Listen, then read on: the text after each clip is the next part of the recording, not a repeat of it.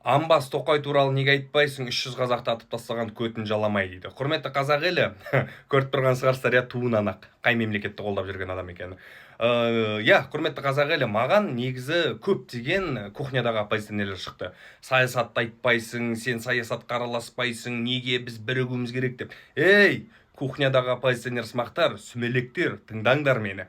Менің бағытым тарих. Қазір қазақ халқы тарихын ұмытып бара жатыр. Мен сол тарихты келешек жастарға, өскелең ұрпаққа жеткіземін деп шырылдап жүрмін. Менің бағытым саясат емес, менің бағытым тарих. Мен бетімді ұстап алып бүйтіп сөйлеп тұрғаным жоқ. Мен тарихи жерлерге барып, қазақтың қандай болғанын, ата бабасының қандай болғанын мен көрсетіп жүрмін. Сендер сияқты кухняда отырып деп атқан жоқпын. Бәрін, жұрттың бәрін неменеге саясатқа тарта бересіңдер? Сендер не үшін олай жасайсыңдар? Онда жапсаңдар жаңа факультеттердің бәрін, нені, өнер академиясын жабыңдар, журналистиканы жабыңдар, металлургия, экономика бәрін жауып тастаңдар да, тек саясаттану деген факультетті қалдырсаңдаршы. Ей, сүмелектер, сендер өздерінің қазақтарын туралы осындай амбас, нұрбот, тоқбот деген әңгіме айтып, қазақтың басын қалай біріктірмекшісіңдер, Сүмелек сымақтар, ей, топастар, неге сендер ондайсыңдар? Мен сендерге бір нәрсе айтайын. Саясат туралы сөйлескіңдерің келе ма? Мен айтайын сендерге саясатты. Мен неге оппозицияны қолдамаймын? Білесіздер ма неге? Себебі біздің оппозиция есалаң. Біздің оппозицияда идея жоқ. Біздің оппозицияда ешқандай да жүйе жоқ.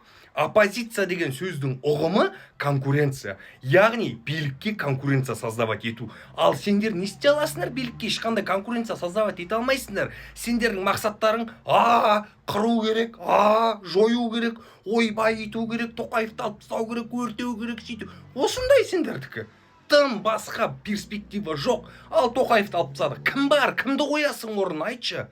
Келгені кеше 2019-да келді. 30 жыл бойы тамырын жайған, жаңағы парақорлықты тамырын жайған жүйені Тоқаев қалай 5 жылдың ішінде алып тастайды? Соны неге ойламайсыңдар сендер? Жарайды, Тоқаевты қолдап жатсың, сен тоқботсың дейтін шығарсыңдар. Айта беріңдер. Бірақ менің темам саясат емес. Және сендерге де айтайын, осыны жаттап алыңдар. Мен тарихты айтам. Мен саясатқа ешқашан кірмеймін де, саясат туралы айтпаймын да.